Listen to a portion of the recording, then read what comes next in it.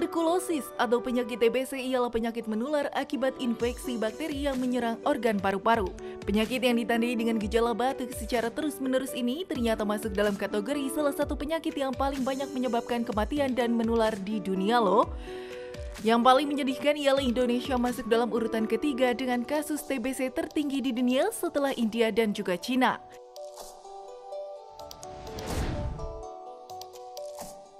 Tercatat ada sekitar 845.000 penderita TBC di Indonesia.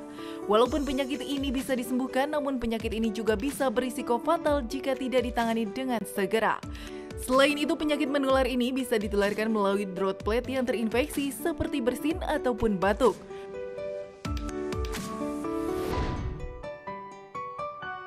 Untuk itu penting mulai sekarang kita melakukan pencegahan agar meminimalisir penularannya. Sebab TBC ternyata bisa menyebabkan komplikasi pada organ lainnya. Namun bagaimana cara mengatasinya? Berikut simak penjelasan dokter secara tuntas di Studio Hidup Sehat hari ini.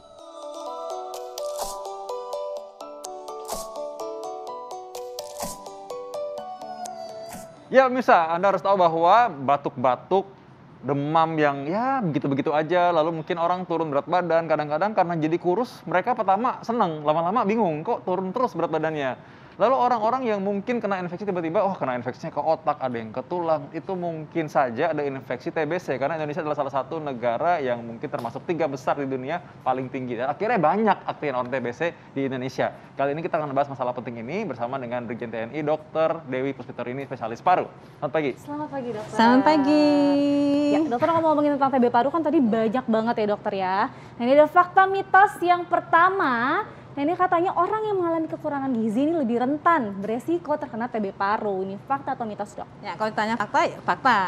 Ya. Kan kalau dijelasin adalah karena semua kembali pada daya tahan tubuh. Semua, bukan hanya kena ke TB saja, tapi sakit-sakit lain juga bisa muncul. Jadi karena daya tahan tubuh turun, risiko untuk kena TB jelas ada. Oke, berarti jadi iya, fakta ya. Jadi kalau misalkan orang-orang yang mungkin ada di daerah yang mungkin agak terpencil ya mungkin lebih rentan berarti ya. Ya, karena Indonesia sendiri kan jumlah kasus TB-nya tuh nomor 3 sedunia gitu ya. Setelah India dan Cina. Dan itu kasus TB banyak di daerah-daerah kumuh, padat penduduk gitu ya. Nah, kemudian gizi kurang jelas itu memang kena. Kita jumlah kasusnya banyak loh, 824.000. Wow. Ya, itu dan 91%-nya kena TBC paru. Dan risikonya kan bisa menularkan tuh kalau TBC paru. Ya, karena TBC kan juga ada yang di luar paru juga ada. Nah, baik, ini ngomong soal menular ya. Ini pemirsa harus tahu nih soal ini dan ini harus diluruskan. TBC adalah penyakit yang sangat menular. Ini fakta atau mitos?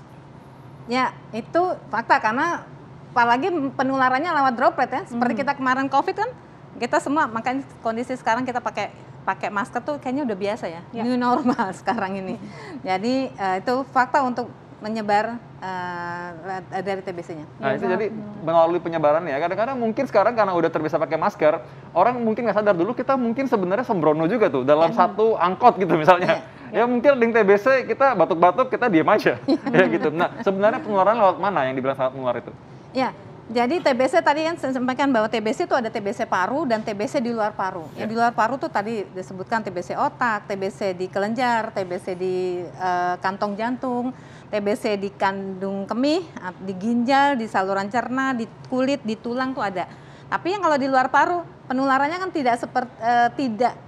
tidak sama dengan TBC paru. Namanya TBC paru berarti lewat droplet atau lewat aerosol yang dari penderita yang sedang terinfeksi oleh Mycobacterium tuberculosis. Disitulah menularkan, kemudian kalau terhirup oleh orang sekitarnya, dia akan masuk. Nanti kembali, begitu masuk, kalau daya tahan tubuhnya nggak bagus, masuklah dia berkembang di dalam. Tapi kalau daya tahan tubuhnya bagus, dia pasti akan dilawan oleh tentara-tentara di dalam tubuhnya, oleh mekanisme pertahanan tubuh. Tentaranya loreng ya mesti ya. Nah, dok, ini supaya pemirsa lebih paham lagi ya, satu ruangan ada orang batuk-batuk dan dia TBC. Kita dalam ruangan yang sama tertular bisa berarti? Bisa. Makanya kalau kita lihat ada yang bilang gini, bapak saya TBC.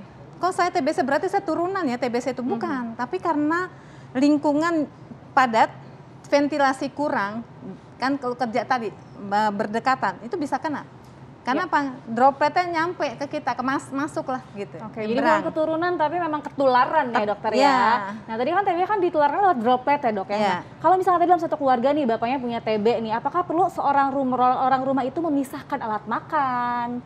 Seperti itu dok? Ya, kalau sudah dibersihkan, dicuci maksud saya, dicuci itu nggak apa-apa ya. Nah, tapi kalau misalkan tidur, sebaiknya kalau ada anggota yang kena TBC, sebaiknya untuk tidurnya jangan bareng dulu sampai pengobatannya hampir tuntas. Oh, berarti ya. harus pisah tidurnya ya dok Tapi ya, kalau nggak satu makan kamar. sendok, kalau udah dicuci ya oke. Yang seringnya kan gini, misalkan ibunya sakit TBC gitu, terus anaknya Bu minta dong, nah itu yang nggak boleh. Ya karena apa, kita nggak tahu kan di dalam piringnya itu. Jadi memang, tapi kalau udah dicuci, itu nggak apa-apa. Untuk sendok, piring, garpunya, gelas gitu nggak apa-apa. Asal dicuci ya. Cuci, iya dicuci, cuci, tapi ya. jangan makan bareng gitu. Iya, jangan makan bareng, satu gitu. piring ya. Oke, baik dokter. Nah ini juga selain tadi daya tahan tubuh yang rendah ya dokter, ini ada suatu pendapat. Katanya orang dengan sistem kekebalan tubuh yang lemah, seperti contohnya bayi, anak kecil, lansia, penderita HIV atau AIDS, diabetes, kanker, dan gagal ginjal juga ini lebih memiliki resiko tinggi terkena TBC. Ini fakta atau mitos? Ya, itu fakta. Ya, karena kembali lagi pada bahwa itu semua dengan kondisi daya tahan tubuh yang rendah. Oke, Ya, daya itu tahan tubuh fakta. rendah berarti harus benar-benar dijaga ya. Kita harus Ya. tahu kelompok-kelompok mana yang rentan ya dokter ya. Ya, betul. Oke. Nah, kalau orang-orang tertentu yang mungkin belum terlalu senior usianya tapi punya penyakit tertentu, misalnya apa yang mesti hati-hati? Jadi kalau untuk kasus yang kita nih, sekarang makanan banyak fast food ya, hati-hati nih soalnya kan. Kemudian kita hanya lihat kenyangnya tapi tidak lihat gizi seimbang. Yang penting kan gizi seimbang saat ini untuk bisa menjaga daya tahan tubuh kita yang baik. Dengan daya tahan tubuh kita yang baik, siapapun mudah-mudahan akan tetap terjaga. Ditambah tadi kalau olahraga teratur. Ya, pada orang dewasa kalau tidak menjaga makanannya akan mengganggu sistem metabolisme dalam tubuhnya. Ginjal saja bisa masalah, gitu ya. Hati juga bisa masalah kalau kita salah makan. Itu tadi. Jadi tetap semua adalah gizi seimbang agar tubuh kita bisa bekerja dengan baik. Kayak mobil, mesinnya juga harus bagus. Kita pakai apa nih isi dari BBM yang bagus kan begitu. Gitu. Ya. Jadi untuk untuk asupan makanan gizi yang bagus itu bukan dari banyaknya, tapi apa yang kita makan ya dokter ya? Gizi seimbang. Gizi seimbang itu penting banget. Oke. Nah, ini ada orang-orang yang mungkin nggak tahu ya, kalau misalkan dia nggak pernah cek nih, nggak pernah tahu. Ada berapa kali pasien itu dia nggak ada gejala kata dia, ternyata dites, oh ternyata kok ada, atau dia nggak sengaja foto ronsen, ternyata ada nih bekasnya. Itu memang harus dijelaskan kepada pemirsa bahwa itu mungkin terjadi dokter. Ya betul. Indonesia jumlah kasus TB-nya nomor 3 di dunia. Jadi artinya saya kalau bilang sama pasien, saya ada kuman TBC, saya bilang gitu. Semua ada kuman, cuman semua terkurung di dalam tubuh kita oleh dia posisi tidur, kumannya tidur, dorman. Tidur dikurung oleh pertahanan tubuh kita. Jadi pada suatu saat daya tahan tubuh kita turun, dia bisa bangkit, bisa menjadi TBC paru, bisa menjadi TBC otak, TBC tulang, TBC kulit, TBC rahim, TBC ginjal, TBC saluran cerna itu bisa. Nah, pada suatu saat pada proses tadi yang berkembang hanya 5% dari yang terinfeksi dari pasien-pasien kita, 5% dia akan berkembang jadi sakit. Kalau lesinya atau kerusakannya belum luas dan belum mengenai ke saluran nafas, pasien biasa nggak batuk. Batuk itu kan terangsang oleh saluran nafasnya.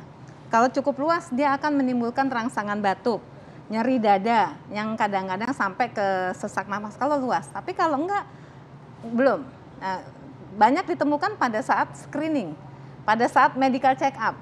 Di situ memang banyak ketemuan. Tapi radiologi atau ronsen torak kan bukan penegakan diagnostik secara pasti, harus diperiksa dahaknya.